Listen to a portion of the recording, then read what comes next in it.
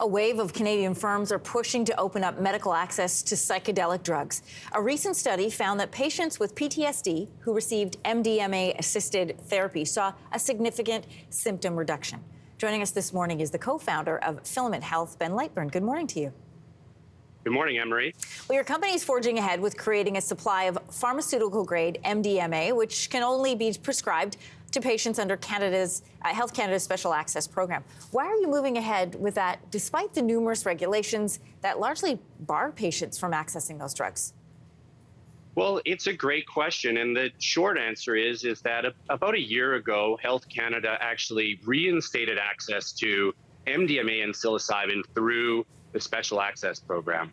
The Special Access Program is a framework by which Canadians, through their doctors, can request access to unapproved drugs or drugs that are undergoing clinical trials in order to be approved. And it's important to remember that the patients that are eligible for this program are patients that have tried and failed every available treatment and are in a serious or life-threatening condition. So it's really patients that have decided with their doctors that all the other treatments available to them haven't worked or are inappropriate for some reason, and they've elected to try a psychedelic-assisted therapy like psilocybin or MDMA. And because we are focused on bringing psychedelic medicines to market, we have decided to make our drugs available for patients and their doctors through the Special Access Program. In the case of psilocybin, we actually already had a few drug candidates in clinical trials in Canada and internationally, but recently we announced the first batch of pharmaceutical-grade GMP MDMA that can now be available for patients through the Special Access Program as well. So yours are following the restrictions that were set up for you as a drug company, but in February, Health Canada released instructions to healthcare practitioners who were seeking MDMA for their patients. What was your reaction to that? So there's obviously a lot of interest by the public and by doctors all around the country how to get access to these substances. Many people read about it in the news or hear about it from their friends. You know, you should try psychedelic-assisted psychotherapy. It's important to remember, even though it might seem like these are approved treatments and they're legal, they are still quite a long ways away from being such. And so when Health Canada releases frameworks, they're actually guiding people towards what's the appropriate way to access these substances, psilocybin and MDMA.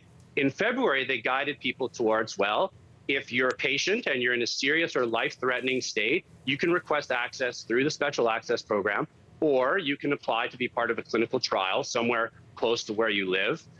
Earlier in December, actually, Health Canada issued further guidances about what actually has to go on during your psychedelic-assisted psychotherapy session. For instance, you need to have 2 therapists present in the room. These are common sense guidelines in order to protect patient safety and guide them, again, towards legal and appropriate access for these substances. Well, we reached out to Health Canada for a look at where it stands on opening up access to psychedelics. This is their response. Canada is prepared to use every tool available to address mental illness of Canadians and recognize the need to explore all possible treatments. While psychedelics have shown promise in some instances, further research is still needed. What do you say to that?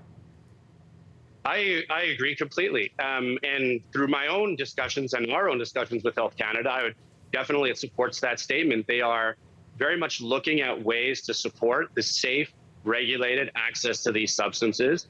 While they have shown promise in clinical trials, they are not approved as medicine anywhere in any major jurisdiction, Canada included. So we need to have more clinical research, high quality clinical research. And that's really what our primary goal here is at Filament Health, is to produce pharmaceutical-grade drug candidates so that we can actually have the high-quality clinical data available to show regulators and patients and doctors that these medicines can be approved and distributed as normal pharmaceuticals. You know, we've been hearing about this over the years. It's interesting to watch how this conversation is advancing. Ben Lightburn, thanks for joining us this morning. You're very welcome. Thank you so much.